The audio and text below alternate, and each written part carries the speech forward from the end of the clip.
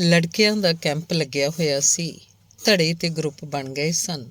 ਲੜਾਈ ਝਗੜੇ ਹੋਣ ਲੱਗ ਪਏ ਸਨ।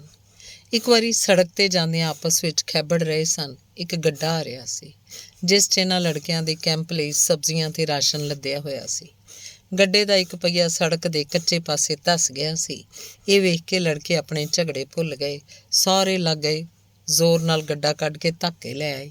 ਲੜਾਈ ਭੁੱਲ ਗਈ ਸੀ। ਇਹ ਸਾਂਝੇ ਉਦੇਸ਼ ਦੀ ਤਾਕਤ ਸੀ। ਦੇਸ਼ ਦੀ ਆਜ਼ਾਦੀ ਲਈ ਸੰਗਰਾਮ ਦਾ ਸਾਂਝਾ ਉਦੇਸ਼ ਦੇਸ਼ ਨੂੰ ਅੰਗਰੇਜ਼ਾਂ ਤੋਂ ਆਜ਼ਾਦ ਕਰਵਾਉਣਾ ਸੀ। ਸਾਰੇ ਧਰਮਾਂ ਫਿਰਕਿਆਂ ਦੇ ਲੋਕਾਂ ਨੇ ਸਾਰੇ ਵਖਰੇਵੇਂ ਤੇ ਭੇਦਭਾਵ ਭੁਲਾ ਕੇ ਇਸ ਸਾਂਝੇ ਉਦੇਸ਼ ਨੂੰ ਪ੍ਰਾਪਤ ਕੀਤਾ। ਮਗਰੋਂ ਸਾਂਝਾ ਉਦੇਸ਼ ਕੋਈ ਨਹੀਂ ਸੀ, ਜਿਸ ਕਾਰਨ ਸਾਰਾ ਦੇਸ਼ ਜਾਤ ਪਾਤ ਧਰਮ ਇਲਾਕੇ ਭਾਸ਼ਾ ਦੇ ਆਧਾਰ 'ਤੇ ਧੜਿਆਂ ਤੇ ਗਰੁੱਪਾਂ 'ਚ ਵੰਡਿਆ ਜਾਣ ਕਰਕੇ ਝਗੜੇ ਉਤਪੰਨ ਹੋ ਰਹੇ ਹਨ। ਇਹ ਮਨੁੱਖੀ ਵਿਹਾਰ ਦੇ ਕਾਰਨ ਕਾਰਜ ਦਾ ਮਸਲਾ ਹੈ। ਜੇ ਇਵੇਂ ਹੋਏਗਾ ਤਾਂ ਫਿਰ ਇਵੇਂ ਹੀ ਹੋਏਗਾ। ਧੰਨਵਾਦ।